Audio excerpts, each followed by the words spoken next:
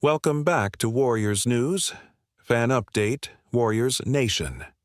Tonight, the Golden State Warriors find themselves at a crossroads. With Stephen Curry sidelined by injury, head coach Steve Kerr has signaled that the team must reinvent its entire offensive blueprint if they're going to stay alive in this playoff series against Minnesota. In Game 4's 117-110 defeat, Kerr was blunt. Without Steph, the game changes. Shots become exponentially harder for everyone. Now, let's break down how Kerr plans to reshape the Warriors' formula to generate scoring and spark momentum without their generational playmaker. First, consider the fundamental shift. Curry hasn't just been a shooter. He's the engine. That breaks defenses down, forces help rotations, and creates open looks for teammates.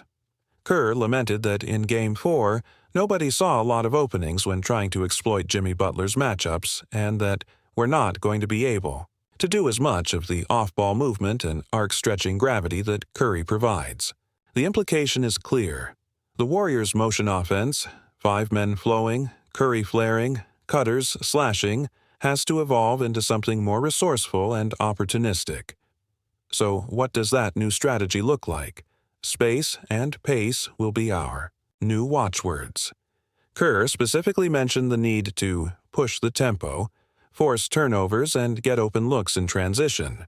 That means dialing up aggressive, run-and-gun lineups featuring Brandon Podziemski, Klay Thompson, and Andrew Wiggins, players who can sprint the wings, finish in traffic, and nail catch-and-shoot triples before the defense can set its feet. In Game 4, the Warriors scored 60 first-half points but couldn't sustain it once Minnesota tightened the screws.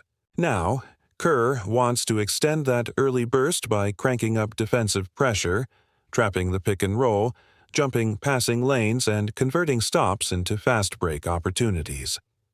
Next, Kerr will experiment with lineup spacing versus defensive solidity. He admitted that to be able to guard and hang defensively, the Warriors fielded lineups in Game 4 that don't have a ton of spacing. The trade-off was necessary without their primary shooter, but Kerr acknowledges it shrinks driving lanes and makes kickouts awkward. Moving forward, he'll mix in small ball combinations. Thompson at the 4, Podziemski at the 3, Wiggins at the 2, paired with a rim protector like Kevin Looney or Draymond Green, as floor spacing. Savior. The objective, maximize three-point gravity while still having enough switchability against Minnesota's wing-heavy attack.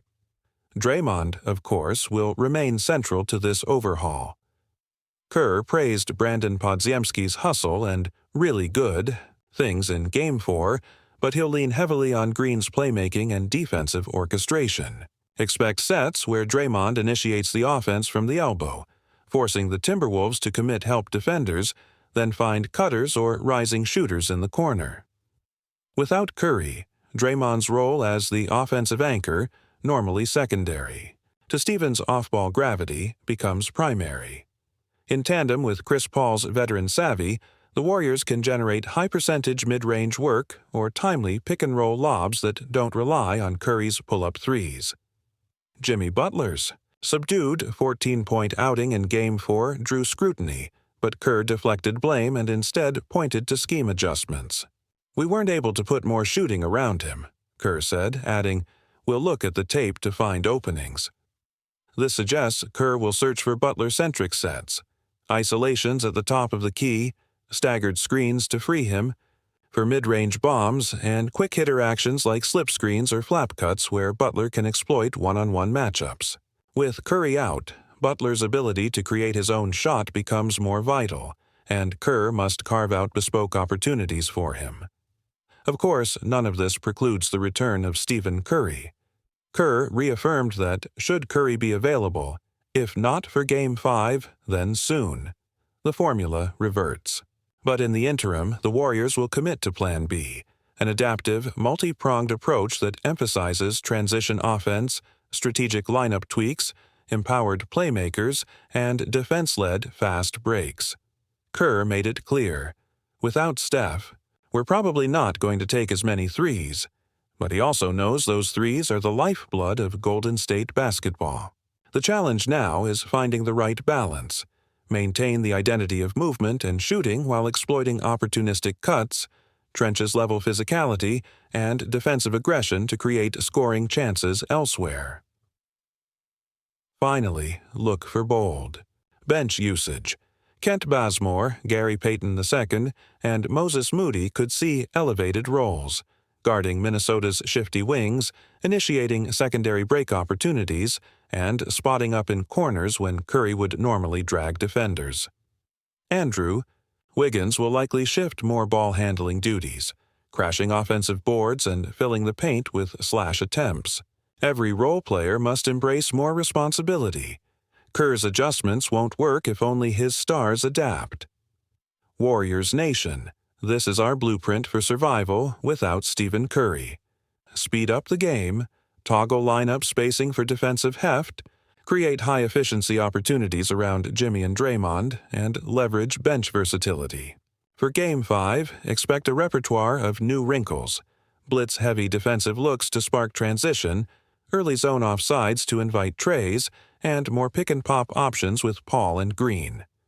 We face a make-or-break contest in Minnesota, and Kerr's strategic pivot could spell the difference between doubling down on chaos or forging a path back to championship contention.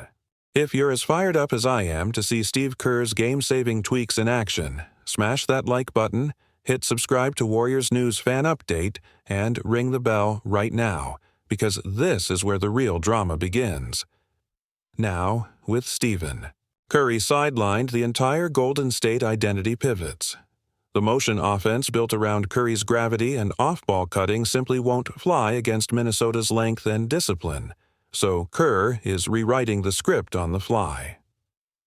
The new blueprint blends relentless pace and opportunistic defense, forcing turnovers and racing down court to catch the Wolves before they can reset. Every defensive rebound and steal will trigger a sprint broken only by the roar of the crowd. That means Kevon Looney and Draymond Green taking the first steps, leading the break, while Brandon Podziemski, Jonathan Kuminga, and Moses Moody trail, in anticipation of alley-oop feeds or rim-tilting flushes. It won't be enough to let the half-court slow-mo set dictate our fate. Instead, every possession must become an invitation to chaos and easy buckets. On offense, spacing has to be surgical without Curry's off-ball gravity to pull defenders wide. Kerr will stagger shooters in the corners with Klay Thompson relocated to deep catch-and-shoot positions while Podziemski lurks in the short corner for sudden catch-and-drives. Andrew Wiggins will assume a hybrid ball-handling role, crashing offensive boards and flashing to the rim on slip screens that catch the Timberwolves guessing. Chris Paul, the veteran conductor, will hold the ball at the top of the key before surveying this new constellation, initiating quick pick-and-pop actions with Green or Looney that don't rely on Curry's world-class spacing. Without as many open threes, we'll see more mid-range jumpers for Paul or Wiggins off-timed handoffs designed to break a passive defensive stance and force contested adjustments. Each shooter must be ready to fire instantly, with milliseconds to decide, because Kerr knows that the longer the defense recovers, the tighter the window becomes. Defensively, Kerr's messages have been equally explicit. He wants to unleash a rotating wall of length that distracts passing lanes and punishes every attempted drive.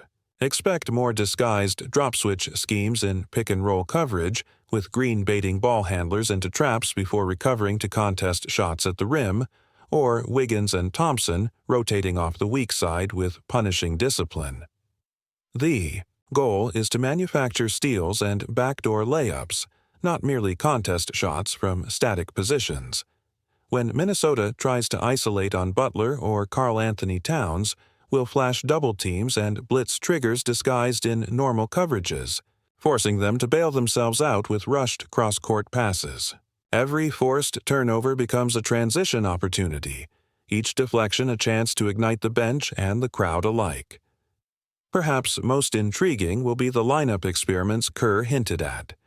He'll mix small ball injections, Thompson at power, forward, Green at center, to keep the floor wide. Alternatively, we'll see youth-infused units with Podziemski, Kuminga, Moody, Looney, and Paul, tasked with a full-court press that tests Minnesota's ball-handling depth. In those lineups, spacing and speed trump size. Mismatches become the norm as half the court becomes a track meet. Kerr will watch live analytics, on-court plus-minus, scoring runs, defensive metrics, to decide which combinations sustain momentum. There won't be a static rotation. Every group gets a chance to shine in calculated bursts. Offensive diversions will be sprinkled throughout the game, too.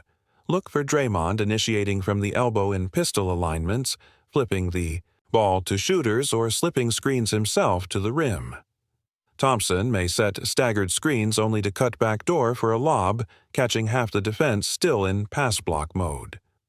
Podziemski curls through weak side lanes, grabbing pin-down pop passes, and firing from 3 before retraction can occur.